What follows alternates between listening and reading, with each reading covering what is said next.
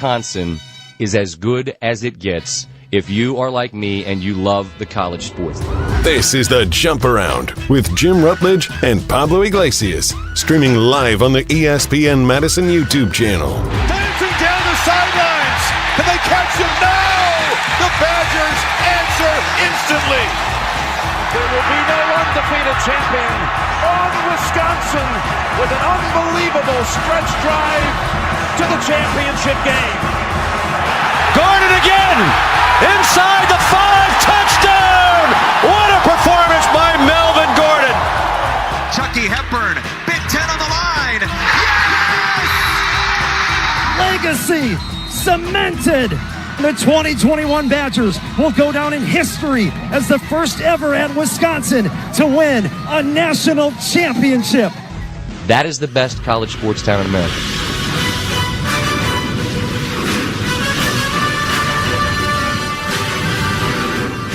Riley Yalk, our producer, bringing it. If you are a regular listener of the Jump Around, a Badger-dedicated show, you know that open is different. And what remains the same is I am Jim Rutledge alongside Pablo Iglesias, and we have a jam-packed show for you today. We are also going to try to keep the show a little bit faster paced, you'll notice, as the weeks go along here, Pablo. But some breaking news, courtesy of NBA Central. The New York Knicks have requested an interview with Greg Gard, and the Badgers have turned him down. Hey, well, it is what it is right there. So, actually, it was Jim who broke the news, too. Did you tweet that out? Yeah, I put that out at Jim Rutledge. You can find that news, because the Knicks have been turned down by everyone, and so at some point they're going to make their way to the college ranks. Yeah, who knows? Maybe they'll call Jeff, too, over at UW Platteville, Greg's younger brother. You never know. It sounds like... I mean, hey, we just go from blue and orange to blue and orange from there. So yeah, maybe they'll give the call. Maybe that's the move. We're going to get into Luke Fickell, who joined Jim Rome. We're going to get to that in a second here, but we do have a poll question I wanted to ask. It is posted at ESPN Madison. Talked about the Bucks a little bit yesterday on Jim, Matt, and Molly, and both the names, Johnny Davis, who is essentially a free agent. I'm not exactly sure where he is right now, but you can get him on the Bucks if you want him. Or John Tonje, who will probably be available when the Bucks have their second round pick. It's up in the air if he's going to get drafted or not, but maybe that second round spot fits for him. So if you were to choose one as a former Badger to join the Milwaukee Bucks, would you want John Tonje or Johnny Davis? You can chime in on that on the ESPN Madison YouTube stream. You also can chime in at ESPN Madison. Pablo? For me, it's John Tonje. I think it's a clear favorite for John Tonje, and getting to cover both of them, getting to watch both of their magical seasons, the year that Johnny was a lottery pick, and yes, it seems like more that John Tonje is going to be he's going to be that second round pick, but at the end of the day, I think what stands out to me is that John Tonje is a little bit more of a polished three-point shooter than Johnny Davis. Either way, I would take a Johnny in this situation, but if you're asking me, Jim, I got to go John Tonje. I think, again, it's neither of them were really great defenders, so that was tough, but I'm going John Tonje in this one. All right. Well, we do have DJ Shawna who's going to be joining the show in a minute, and we also are going to be joined by Marc VandeWettering as well. June is a Pride Month here. There was Pride Parade in the state of Wisconsin in Milwaukee last weekend, so we wanted to bring on some athletes and some people around the program at University of Wisconsin and in the state that proudly represent that community. We'll get to DJ Shawna in a minute. I do want to start the show. I teased it. You can see it in the rundown there. Jim Rome talked with Luke Fickell, and we're going to get to Luke Fickell right now, and we're going to react to it. Luke Fickell on the idea of scheduling and that daunting Badger schedule. This is Jim Rome with Luke Fickell earlier this week. Last year you had Alabama at Camp Randall, and this year you're going to go to Tuscaloosa. You know, some schools, are downgrading their non-conference schedules because they want to pad that win total to make sure they're right there for playoff consideration. What about Wisconsin? Why have you prioritized like a marquee intersectional matchup like this one? Why is that important to you? Well, that wasn't a choice from my end, right? I mean, I thought maybe that was probably 8-10 years ago. Like, I'm not going to stand here and beat my chest like I called and won at Alabama. Like, yeah, I try to give you credit for that, Coach. Yeah, I know. I mean, look, we're not going to turn away anything, and we understand. In order to be the best, you got to beat the best. You got to compete with the best. You got to embrace tough, and you got to embrace hard. I think the addition of the 9 league games has made some people think a little bit differently as they move forward. But I think really we're at that kind of crossroads right now in college football, and in particular Big Ten and SEC, where you hear about all these things. Well, we're going to do a Big Ten SEC challenge in those first 3 games, and everybody spouts off, and I'm sure that you'll hear somebody come up here and give their opinion. The truth of the matter is that everybody's got to do what they think is best for their program, and scheduling things 10 years in advance, I think is not probably the way of the future. But as we get this thing balanced up, if the SEC goes to 9 games and we stay with 9 games, I think there's a little bit better mix there. But I think it'll be interesting to see where this thing goes in the next 2 or 3 years based on what the playoff system looks like, what the conference, how many games you play within the conference. You'll see who wants to take that real aggressive approach and embrace the tough, hard things. Well, I love that attitude from Luke Fickell. Obviously, as Badger fans, he kind of hinted at it. This schedule was made, honestly, adding Alabama to it and Notre Dame in the future before the Big Ten looked like the Big Ten looks now. I don't know what non-conference scheduling is going to look like in the future for Wisconsin, because if you're playing in the Big Ten, that gauntlet of a schedule, which wasn't the case, and I've been dying on this hill, go look at who Brett Bielema beat when he was running amok in the Big Ten. I'm not downgrading those teams, but he had to win maybe 2 or 3 games where they were either, I would say, dogs or pick-em sort of games every year. Otherwise, outside of like the Big Ten championship or bowl game, otherwise it was kind of gimmies many times for the Badger football program. Those days are gone. So I don't know in the future if we'll continue to see Alabama and Notre Dame, because you're going to have USC and Oregon and all Penn State and all these other massive programs on your schedule. But I like the attitude that Luke Fickell's bringing to that question. This is exactly what he said. I actually asked him the week leading into the Alabama game. I asked him a similar question. How daunting of it is the schedule to get this game week 3, to get to have Alabama right there, to get them right up front? How challenging is it? How are you guys? Nobody wants to back down from a challenge, obviously, even if they're coming to your territory. This is going to be different going to Tuscaloosa. But that message is the exact same. That's exactly what he said. Going back to Coach Alvarez, too. It's challenging yourself. It's making sure that you want to get out there, man. And I loved it because, again, it's just the same message that he said last year. Almost verbatim, if not the exact thing. In order to be the best, you got to beat the best. That's exactly what the answer was when I asked Luke that last year, too. So I feel that same type of energy. I mean, do I expect the Badgers to go in and knock the teeth out of Alabama? I don't know. But you know what? At the end of the day, you got to go into this confident, because as soon as you show a lack of confidence or some shakiness or just trying to take a knee before you even take the field, that's not going to be a good sign. No coach wants to do that. What kind of message would you be sending if you'd say that? Yeah, he has to be fired if he's like, yeah, this schedule sucks. Yeah, but exactly. That sounder means we have to wrap up the conversation, so I'll end it right there with but. And then we'll move on to, we're going to have DJ Shawna join us in a second. We're excited about it. But Pablo, why don't you tell everyone what DJ Shawna is bringing to the show today? Yeah, I mean, she's bringing a whole lot of stuff. Former Badger basketball star, Wisconsin through and through, currently DJing for the Milwaukee Bucks, also DJed a lot for the Wisconsin Badgers and in-game arena stuff.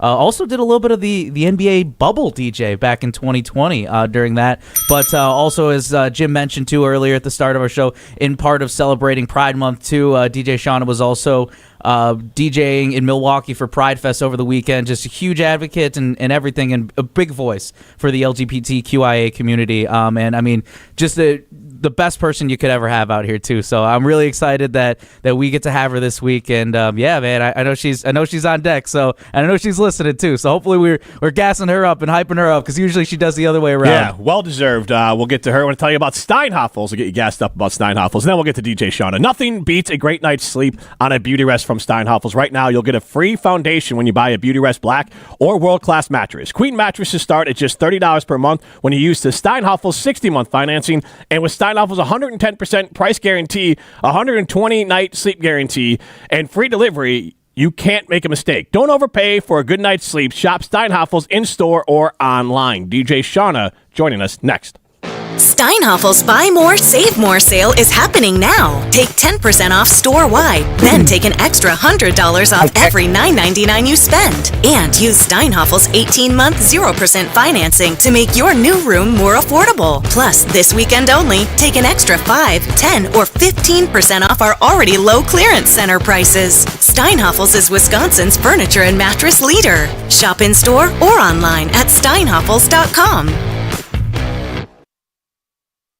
And we are thrilled to be brought to welcome in DJ Shawna, who, according to her Twitter, obviously is the official DJ and producer for the Milwaukee Bucks, but also the favorite DJ of one Giannis here. Yeah. So, is Giannis coming back or what? You got to tell us, since you guys are tight like that. I wish I had an answer for you. You know as much as I do, and we can, all speculate. And I have all the respect in the world for Giannis, and I think sometimes I'm just grateful that I don't have to make a decision like that, and I don't have the problem of all those commas, honestly. So I'm good. Yeah, okay. you would know as a DJ, more money, more problems. Exactly. That's how the saying goes here. I wanted to start. The show's called The Jump Around. You obviously have ties to the University of Wisconsin. What jump around moment kind of resonates the most with you? Whether you were at the game, you were watching the game, part of it, whatever it is, what jump around moment resonates the most with you? Oh, I like that clip that y'all use. It makes me happy that you're able to play that iconic beginning of the song. That's really cool. But I do want to say thank you for having me on today. Pablo is one of my favorite humans, and when Pablo texts and makes an ask, I'm in. So thank you very much. Honestly, there's numerous times, but the two that jump out off the top of the dome, my freshman year. So I was a freshman wearing number 40 at Wisconsin. We were ranked top 5 in the country. We had some incredible seniors, couple of All-Americans when Jesse Stomsky and Tamara Moore, as well as at the time Kyle Black and Sarah Jarovic. And we sold out the Kohl Center as women's basketball. And we played Minnesota. And that was one of the coolest feelings in the world as women's basketball continues this sort of like meteoric, I can't say that word today, continues its astronomical rise. There we go. That was a cool moment in my brain that really stands out. And a fun story for you, I had a breakaway layup. And again, 18 years old, I'm a freshman, first, sold out game in front of 18,000 people, and breakaway layup wide open. No one near me except the defender behind me stepped on my shoe, and my at the time Adidas basketball shoe fell off, and I'm running in my ankle brace, and I missed the layup, and to hear 18,000 people go, ugh, it's like just heartbreaking. So that's a great jump around moment for me. And then as on the flip side, my other career as a DJ, the first time I got to play jump around at Camp Randall will always be one of my favorite memories as a former student athlete, and then a woman in a very male dominated space in the DJ industry. And then you put me at Camp Randall, where I've ran millions of stadium stairs as a student athlete, and I get to feel it from such a different perspective. And I just have so much appreciation for the university and for that opportunity to be a part of something that's bigger than me. Shawna, I love that. I mean, I appreciate. I mean, the same thing goes for you. I wish I would have said you are the best human out there too. So I gotta give you those props as well. And it's cool to know, like, the conversations that we've had here and there too, just about music and what it means, to have the platform that you do, doing what you do for the community, for Badger fans, for sports fans in general. Tell us a little bit about your love for music and how, again, as you said, something that's bigger than you. How has music helped you tell that story? Thank you. I appreciate your thoughtfulness, sincerely, and I like being in this side by side with you, man. Can I give you a high five over here? Let's try it. Hold on, I'm trying. This is gonna be great. This is on you. No, I can't do it. Other hand, Pablo. I can't do it. I don't there know why you go. I can't do it. Goodness. Yeah, we tried it. Clearly, I'm super coordinated. I know how to do this. This is derailed so much. That was worth it. It was fantastic. The question is, can Shawna remember the question? I do. Okay, perfect. Yes. I got it. Yeah, all right. Riley, please take me off camera too real quick. I'm turning way too red. I'm turning way too red right now. That's just your shirt. You're fine. You're staying on the camera. Okay. Yeah, well, anyway, back to So business music. out here. Music in your platform. Yeah, again. I got it. Yeah, just what it means to you to get to do this. Thank you. So I do honestly believe that there are like very few things in life that bring people together. Food, sports, and music. And somehow I found a way to I love food, so that's cool. And then I love music. I found a way to make it my career, and I get to be a part of the sport world. And to do that and to be a part of the Milwaukee Bucks and be able to witness candidly, not just games in Milwaukee. I had a very eye-opening experience when the Bucks were a part of the first basketball game played when we were in Abu Dhabi 3 preseasons ago against the Atlanta Hawks. And to witness that on an international scale it gave me goosebumps again as a Milwaukee kid. And so music has just for me always been there. I'm going to totally date myself, and I hope the people listening understand what a CD is. But I made our warm-up CDs. We got you.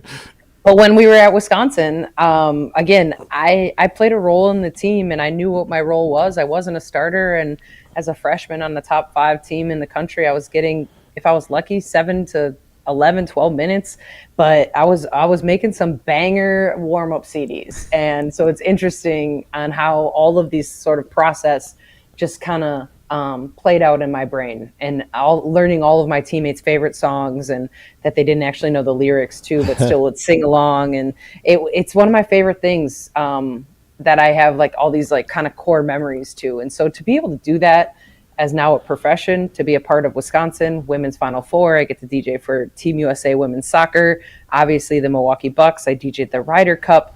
Like I wanted to continue to take my DJ career where I maybe couldn't have gone as a basketball player. So I have dreams of the Olympics, and like sports taught me that we can take something we love and just run with it.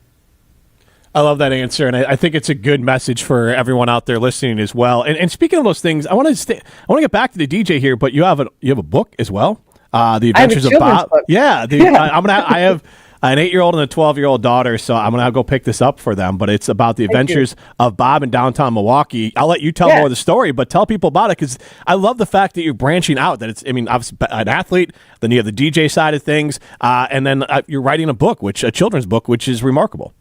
Thank you. Keep your bar expectations low. The 8 and the 12-year-old are going to get bored with it quickly, because it is a very, very early childhood book, and it was the first one I wrote. And it candidly, the quick story, it happened dealing with grief. We lost my mom's late husband, Joe, who didn't raise me as a kid, but was an incredible man. As I'm sure most people can resonate, that cancer came quick. He was diagnosed and unfortunately gone in 5 months from stage 4 terminal cancer. And so I started walking our family dog, Bob, who was a girl, this amazing yellow lab with the biggest heart in the world. And I realized, again, I think you don't know how to handle grief like that until you have to figure it out. And so I was really lucky to sort of put that into action. And for me, it was the best way to handle it. So it's dedicated to my mom in Joe's name. And actually all the proceeds go to a nonprofit here in Milwaukee to help our chronically unhoused population, something that my mom and Joe were really passionate about. So thanks for bringing that up. I appreciate you talking about it. Yeah, Key to Change, is that the nonprofit you're talking about? Okay, wanted to make sure we got it out there properly as well. Yeah. Shawna, I know we got to get you rolling here. So I got one more question for you from me. Again, as part of the reason too, I know that one of the best things that makes you who you are, like that genuine person, is that you're real. You're who you are. You celebrate who you are. You're part of Pride Fest. You're again that huge voice for the LGBTQIA plus community and everything. What is your message to whether it's somebody who's struggling, or if it's just somebody who is struggling to show who they are and be themselves, and how to be proud about that? Like what is your message that you want to share with the people listening here, with somebody who might be listening and is in that situation? What do you want to say to them? Thanks. Sorry, I actually, if most of you are listening, I'm kind of tearing up right now because it's thoughtful, and I appreciate you asking that. I know we are in June and we're celebrating Pride Month. I've actually had an opportunity to talk a lot about Madison and my time there, starting when I was 18 years old, and I give so much grace to the city of Madison and appreciation and thankfulness, because I kind of say jokingly, but like really seriously, that it was such a wonderful city for me to grow up gay because of the love that I was surrounded by. Obviously, the amount of student athletes then from a peer standpoint, but from the city standpoint and the support that it felt safe, if that makes sense. And unfortunately, the rest of the world isn't as wonderful and as kind and as accepting and inclusive as Madison is. And that's like why the university and the city holds such a special place in my heart outside of basketball. And so every day I choose to try to be authentically me. And if sports have taught me anything, it's that when we put that jersey on or we're now labeled an athlete, eyes are on us in a different way than if we weren't an athlete. And so I understand the power of a platform and the power of having that opportunity. So coincidentally now, in the same way that I get to say that I'm the Milwaukee Bucks DJ, I know that every day eyes are on me differently and ears are listening differently. And so I have that chance and that opportunity to just continue to try to be authentically, honestly, as vulnerable as I can be, and recognize the power that is in that just by showing up and being myself. And so that's my best advice, is to remind people, I guess on both sides. One, I have an open heart. Like, we're humans, like we have feelings, we all feel. And I wish that no one had to feel negatively, but unfortunately it happens. And my message to them is like, keep showing up and it gets better and you're not alone. And that's the biggest thing, is just you're not alone and you matter a whole heck of a lot. Well, Shawna, representation is important. That's why we wanted to share our platform. That's why we're also having Marc VandeWettering on as well for this month, because I do think seeing different people in sports and understanding you can be yourself is important. And I mean, I say this whether I had boys or girls, but I have two daughters, and hate is taught. Like, they don't even understand why someone wouldn't like someone for whatever the reason was. And I think it's important to understand that Pride Month is about acceptance and love. And it really should just be let people who they are. So I want to thank you for allowing us to platform you, because we wanted to talk to you about the topic, but obviously it's something that is personal. So we do appreciate you opening up with us. I appreciate that. Thanks for being a good dad, and your daughters are lucky to have you, because that's going to choke me up also a little bit, because it matters no matter what you're doing and who they are, to accept them and to love them, and that keep having those open arms and having those hard conversations, because that's tough. I was lucky to grow up in a house when I told my mom that I was gay and my dad that I was gay. It was very lucky, but once I left those four walls of home, it gets different out there. So to have a safe space matters a lot. So who you are and what you're doing as a dad, a father, probably a significant other, I assume in some capacity, but it matters a lot. So thank you for being honestly like a great role model, because we need people like you as well. Well, I wasn't looking for a thank you. This is all about you, but I appreciate it. Thank you for coming on. Thank you for allowing us to share your story with our listeners. Love you, dog. Thank you. All right. I love you too, Pablo. Thank you.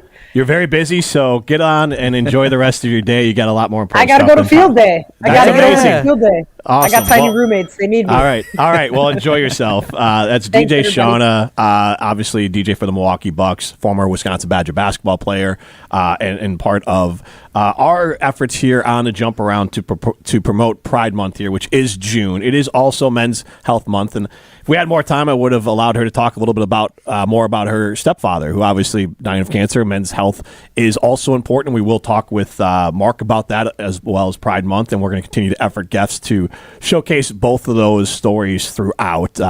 Pablo, thank you so much for introducing me and our audience to DJ Shawna. She was fantastic.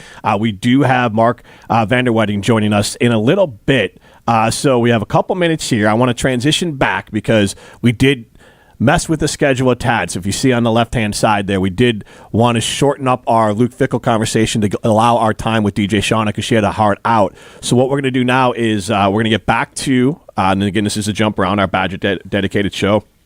on ESPN Madison's YouTube stream. But we're going to get back to Luke Fickell with Jim Rome. Luke Fickell also talked about adding Jeff Grimes to the offense here. So we're going to hear from Luke Fickell and react to that right now.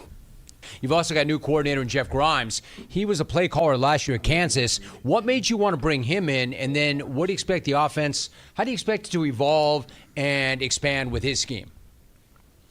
Another great thing. It was something that we really had to kind of do here. And for a lot of different reasons, we need to be about the offensive line. We need to be about having balance and throwing and running. I didn't say we need to be the old school Wisconsin, but we needed to get back in the ways to physicality of making sure the guys up front. And it doesn't mean that being in an air raid system, you can't do that, but the nature of what it is that you do, I think the air raid systems or some of those spread systems that are all predicated on the quarterback, I would tell you that it's really, really difficult in those systems to outperform average quarterback play. And I want to be in a system that we would call more like an NFL system, where obviously the quarterback is still the most important thing in what you do, especially offensively, but that you understand that there's more to it than just the quarterback. If the quarterback is having a tougher day, which you hear all the time in the NFL, quarterback had a rough day. He was 12 for 28, but they still won 24-17 because they have balance, because they can rely upon not just the run game, the big guys up front, but also some play action stuff that can take some of the pressure off of just the quarterback. And that balance is what Jeff Grimes brings, and I think it'll be what is a big, big difference maker for us in our program. That's exciting. It is the type of offense that if Luke Fickell arrived with and had the same record with, Badger fans would be less upset about. Just being honest, Luke Fickell took a big swing bringing the Dairy Raid or whatever they wanted to call it here to Wisconsin. Derriere at this point. Derriere, yeah. It was a mistake. And yes, he's corrected that mistake. But we all don't want the offense that Paul Chryst was running towards the end of his time here. Weirdly, we want the offense that Paul Chryst was running when Russell Wilson was here. That offense had an explosive balance. Now, it had explosive players, and that's the other side of it that we need to continue to talk about name, image, likeness, and we're efforting some guests for next week to talk about what the settlement means and what that will mean for college football. Will that go into effect? There's already Title IX lawsuits against it, and there's private equity involved. So there's so much more into recruiting, which affects college football in general. But for this upcoming year, I am expecting an offense that's going to look competent and at times explosive, and I think that is a great first step for Wisconsin Badger football to take a step in the right direction. It's righting the wrong. We'll see how well it goes this season, but here's the other side too. You can't have the cake and eat it too. For if you're a Badger fan, it's like, oh, we got to win, but we want a completely new modern offense. You're not going to be Ohio State. You're not going to run the offense that Ohio State runs. And I don't know. I mean, I'm not saying that's a majority of Badger fans, but I'm sure Badger fans that think that way.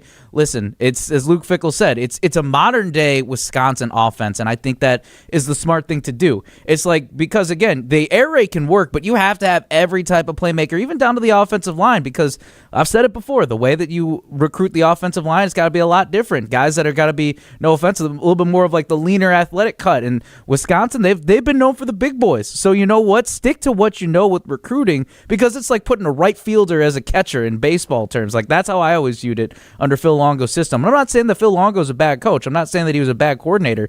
It's just It just didn't work based off of who and what they had. And Adam Rittenberg, who was even on the Jump Around a couple weeks ago, you listen to that on the ESPN Wisconsin on demand, or you can listen to that on the ESPN Wisconsin app. And he even said too was like that he asked Big Ten coaches, and they were all a little concerned. They didn't know if it was going to work out. But going back to my point, it's just like I'm very excited to see how Wisconsin. It's not going back to like their complete old ways, but it is about sticking to a little bit about what they know and modernizing it a little bit there versus just completely going into like the deep end where you're around a bunch of sharks, you don't even got a floaty, and you can't even swim.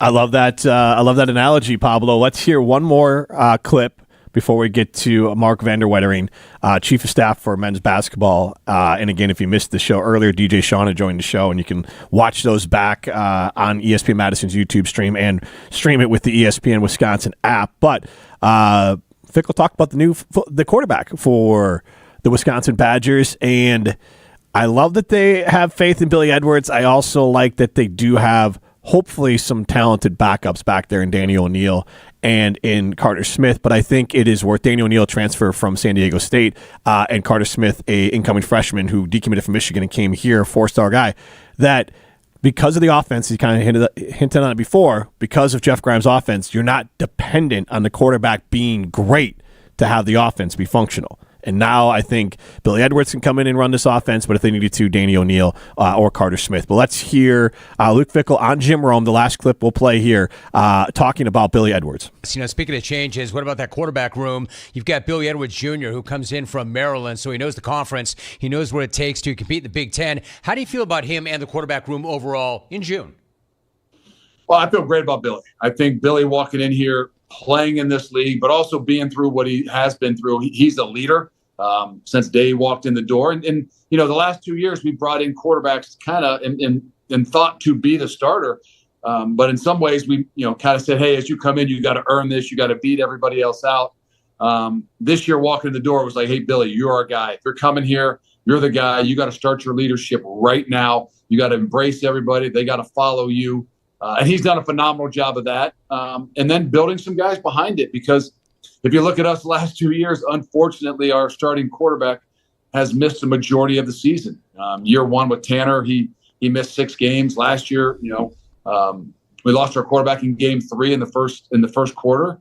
And that room has been very, very thin for us. And I think moving forward right now, we feel really good, not just about Billy, but some other depth within that room that aren't just rookie freshmen. Look, I appreciate that candor. Something else I appreciate, Billy said something really interesting. He said, quote, everything about this program is tough, and it's hard, and it's intentional. They do it on purpose, and I love it, end of quote. It seems to me that's exactly the mindset you want from every single guy, guys who want hard, guys who choose hard. My question for you, is it challenging to maintain that standard of hard with the existence of the portal?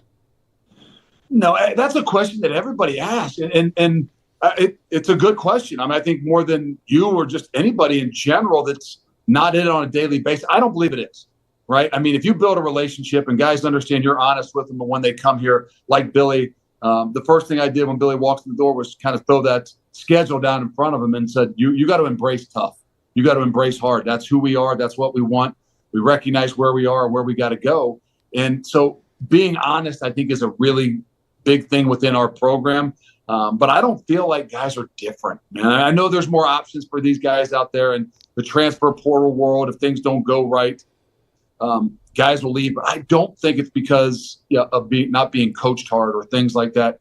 It's usually more of playing time and things like that. The honest things, the guys that you want to be a part of your program, the guys that you're going to build with, those guys want tough. They want hard. They want to be coached. They want to have a demand on them. And I don't think it's that much different. I agree with them for the most part. I think if you want to be great, you're going to get coached. And will there be more attrition than in the past? Yes, because some players might not want to have to put up with it. But I think in general, the players who are going to be good are going to be willing to come to Wisconsin and be coached hard. And I don't also. Let's not BS ourselves. It's not like you're going to Alabama or Notre Dame and getting a free ride. It's going to be hard wherever you go. So let's not act like we're extra tough or we're going to be tougher on our players than anywhere else, and that's where I get the most of. No, anywhere you go, that's good. Any good athlete, probably you've been around athletes, they want to be coached. Yeah. They want to be held accountable. They want to be put in a position to get to their peak excellence. The time it fails, whether it's here at Wisconsin or anywhere else, is if the players don't believe the coaches have good intentions or the ability to get them to where they want to go. So as long as the players believe that, they'll buy in. And then again, I'm excited about Billy Edwards.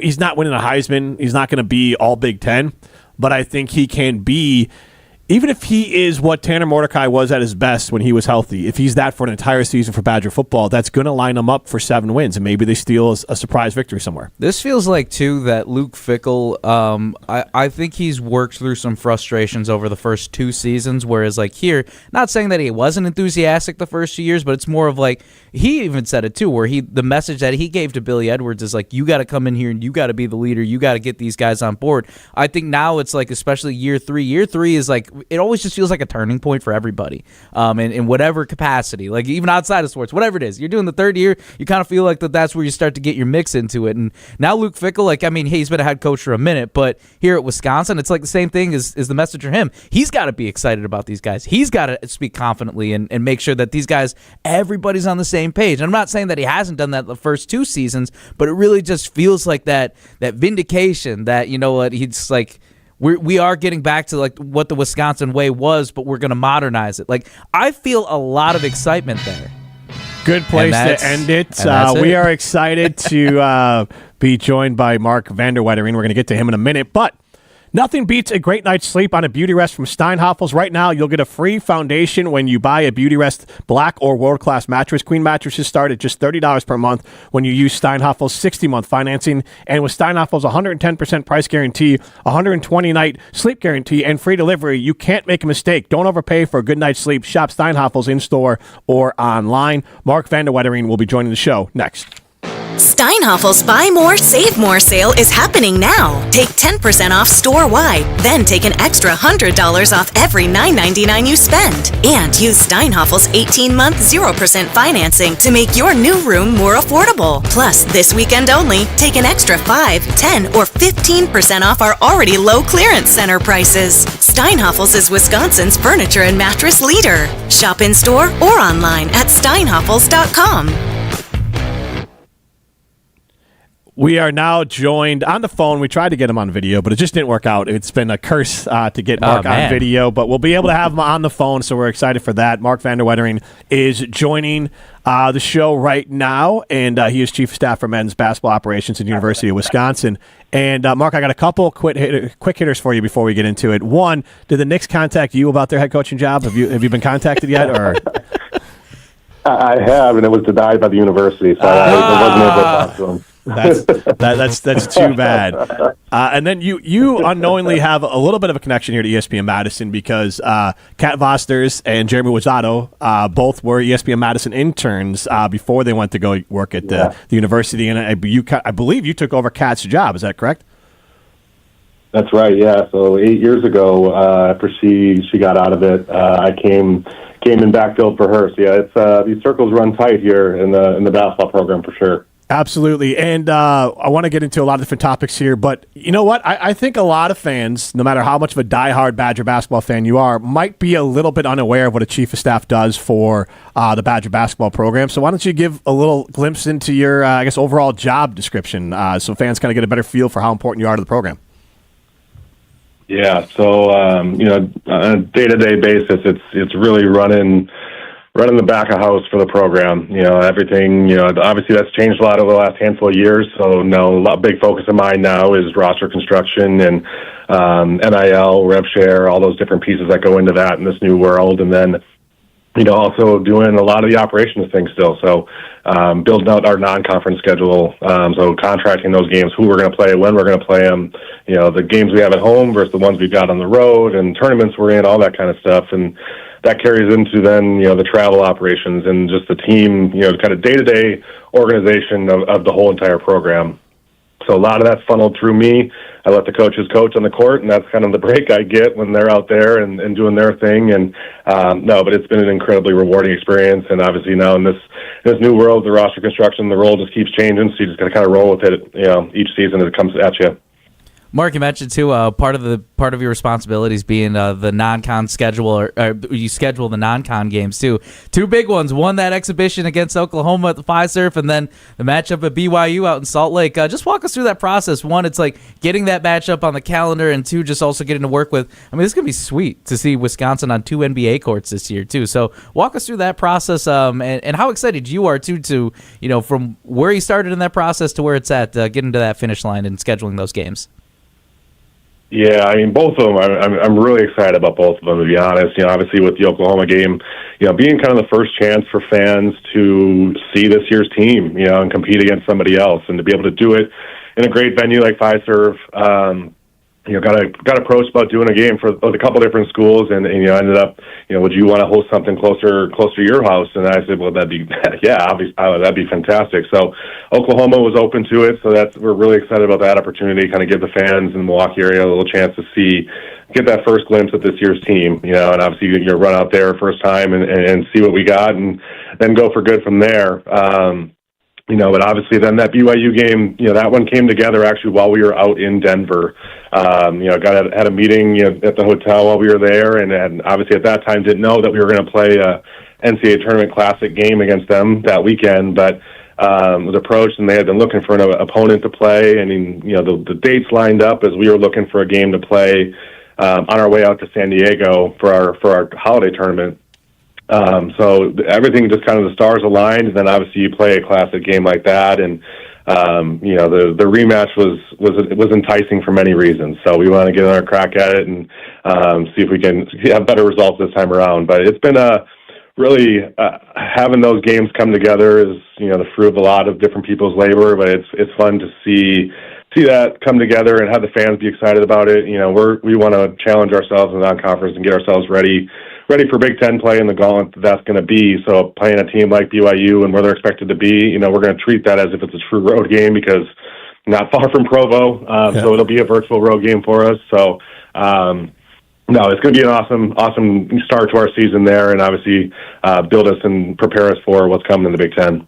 And I think we're all excited. Expectations this year are different than maybe last year coming in. You guys proved you can kind of work this portal, and I'm an FAU alum, so I'm excited about Nick Boyd arriving along with Austin Rapp and others. But my good friend, the play-by-play voice for FAU, said that Nick Boyd is that guy, that dog, could be that Tanjay-type leader for the team and should be able to step in and be not that Wisconsin necessarily needs another leader, but will be a leader on this team and one of those guys who's got those pelts on the wall. For sure, yeah. Somebody that's been through it, that we're excited about joining us. He's going to be a really, really important piece for us going forward. And you can already see the little bit that he's been here, he's gathering teammates and things, so you can just see that natural leadership come from him. So we're excited to have him. Mark, we're excited to have you on the show. We had DJ Shawna on earlier. We wanted to use our show to kind of platform and allow people, of the LGBTQ community to represent themselves and have representation. I think is important, including all different, whether it's our platform in college basketball, which you've talked about in your piece that you wrote for UWBadgers.com, My Words, Living My Truth. So, Mark, can you kind of tell us what went into your decision to write that, and how did it feel after it was published, and how has it been going since that's been published for you? Yeah, got approached with the idea, a handful of years ago, and, they wanted to, celebrate Pride Month, and I had been out for many years prior to that, but, just wasn't anything that, it was just something that came up in the course of conversation with people, but to do so more publicly, and I had, talked to other people in the industry and other, LGBT advocates, and, it's something that they've always pushed me and said, hey, you're in a pretty unique position here to use your voice and use your platform to, make this world a better place, and I took that to heart and was presented with this opportunity to write this story and get this out there. And honestly, since it's come out, it's been nothing but positivity, and support and love. And it's been really cool to see. And just the reach it's had too, the people from across the country have reached out, and, it's caught on to some people from West Coast to East Coast and everywhere in between. So it's been really rewarding, and it's something I hope to do more of here in the future. Is just kind of get myself out there and be a better advocate for the community, leave this world a better place going forward for those that come behind us. Yeah, Mark, super powerful piece that you wrote, and of course, very personal. The My Words in general are always, some of my favorite pieces that Badger athletes or even yourself get to write. But yeah, we asked. Also, we did have DJ Shawna as mentioned too. She does say hey, by the way. She wanted us to pass along that message. So Shawna says hey. The same question that I asked her too is as tough as it was. Again, super powerful piece that you wrote, and you mentioned too coming out to your family for the first time, and actually you have a tattoo as well that it's their reaction. Could you tell us a little bit about that real quick too? That was super unique when I was reading about that. Tell us that story.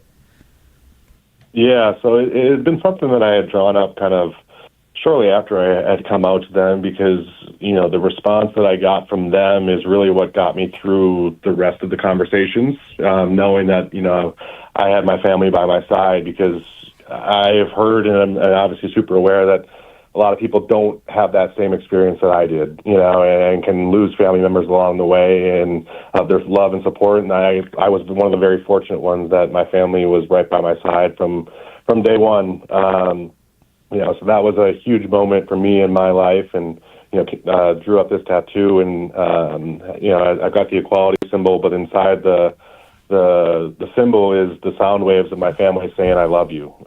So each one of them that told me that they loved me after I came out to them really got me through that time. So got that on there, and the date that I had come out to them was the day after Christmas in 2015. So we're coming up on 10 years now. So and then every Christmas I get my phone out and scan my tattoo and listen to them tell me that they love me, and it still powers me through. So they've always been my biggest fans and my biggest supporters, and they got me through that time as well, and it's been obviously super rewarding to have and see and memorialize that way. Mark, I love that. Following up to, like I mentioned, the question that I asked Shawna as well. It's probably not easy to, as you mentioned, you're super grateful that you've had that support, and you're grateful to have had that opportunity to have such a supportive family. For anybody who might be struggling, to just from an identity standpoint too, just be who they are and to be open with who they are. What's your advice? What's your message to that type of person who might be struggling, who might be challenging or going through that challenge of being who they are, and how would you support them with a message? Yeah, it's a great question, because we've all that are in that LGBTQ plus community have all been there. I've gone through that self-identity process and processing that, and it's a very lonesome feeling because you don't really know exactly how to process it or what are you even processing. So my advice to those people would be, find somebody that's in the community that you can reach out to, and take that first leap. And once you dip your toes into that little bit of freedom of sharing, your true identity, it's going to open up an incredible world on the other side for you. It's beyond what you can even fathom in this moment of where you're at and, trying to figure yourself out. But once you get yourself to that point of being completely open with who you are, man, it's one of the most rewarding things you can do in this world. So, find some people that you can reach out to in the community. If you're into sports, find somebody in the sports world that's in your shoes. If you're into theater, the arts, or music, there's always somebody. That's one of the probably the coolest things about the LGBTQ plus community is how welcoming it is. People just want to be who they are and want to feel supported. So you're going to find a whole group of people, and if you don't have a good experience with your family, you're going to have a chosen family on the other side that you get to go through and have a new family that's going to surround you with so much love that you didn't even know was possible, and to be able to do so while living in your true self is going to be an incredibly rewarding experience. So, find some people you can trust, reach out to people. It's what did it for me. I had reached out to a few different people that I didn't even know, but was able to talk to them and talk through kind of things that I had been thinking and feeling and processing on my own. And it got me to a place of I'll be okay, and I'm going to have these conversations with the people that I love. And, obviously was very fortunate to be able to keep those people in my life. But, it's going to take a leap of faith, when you're ready, you'll know, but don't wait for the perfect time because you'll never have it. So take that chance and the roar will be more than worth it. Talking with Marc VandeWettering, Chief of Staff for Men's Basketball Operations here on the Jump Around, and talking a little bit about his article he wrote for UW Badgers, My Words, Living My Truth. And Mark, I wrote this down. It's like you get into your profession and you're working your way up of it, and you're doing it because you love basketball. But then you realize you have this opportunity because you're part of the LGBTQIA plus community that there is another leadership role outside of your leadership role with the Badger basketball program. So I know you kind of touched on it there, but that decision to be not just out and open, but you thrust yourself in a position of someone who can be a leader and a representative for the community. What's that like? Because most people, this is not a decision they have to make. Like, they can just love who they love and then also have their job and not need to be an advocate or representation for it, and you chose to be that. So it's just a unique thing that I think you did, and I want to just get your perspective on the steps you took to decide that you wanted to do that. Yeah, it's, that comes through many conversations as well, but, for me, as I looked across college basketball and specifically the men's side, being the only openly gay man in Division I men's basketball on a coaching staff was a burden that I was ready to bear for the community. It needed to happen.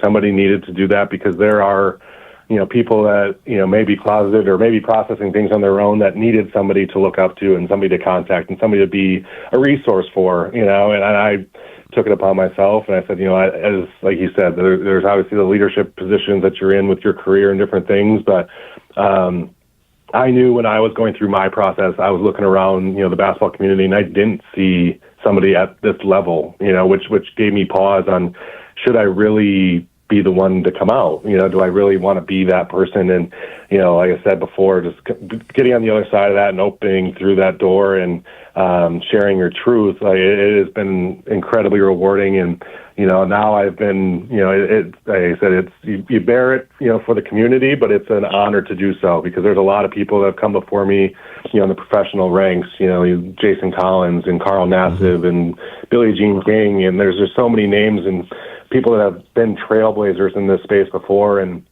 that we owe it to those that came before us to continue to push that forward so it's easier for those coming behind. I took that to heart and wanted to be, that resource for people, so that if there is somebody that's at a small college across the country, they see it's possible. They don't need to change careers because they can't be who they are in this field. And, that was thought that came through my mind as I was, working my way up, but also at the same time figuring out who I was of, can I still work in men's college basketball and be who I am? And that's crazy to think about and have those thoughts, but it's reality. And I know a lot of people deal with that and think about that in their everyday jobs too. So if I could be a resource or an ally for just one person through this, it's more than worth it to be able to bear that for the community. Marc, last question for me, and thank you for that. Those are powerful words, and again, how you did it and how you went about it is super powerful.